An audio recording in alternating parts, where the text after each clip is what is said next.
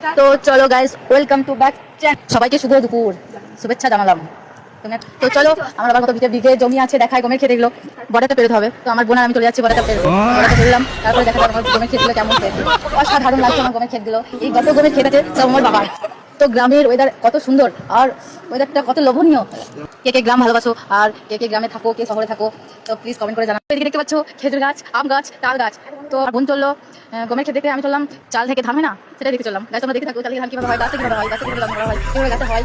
তো গম ক্ষেত দেখে আমার বোন চলে এলাম আমার কাছে, আমিও দেখে চলে এলাম। তো এবার বাড়ি চললাম, বাড়ি থেকে রওনা হচ্ছি। দেখতে থাকো, আবার বর্ডার ক্রস করতে হবে। এবার চললাম, তো বর্ডারটা ক্রস করতে হবে। আমি চলে এলাম বর্ডার ক্রস করতে, বর্ডারটা পেরোচ্ছি। আমার কোনো বর্ডার পেরিয়ে গেল, তারপর আমি বেরোচ্ছি। আমি বেরোতে গিয়ে বর্ডারে একটা বর্ডারটা দড়িটা খুলে গেল।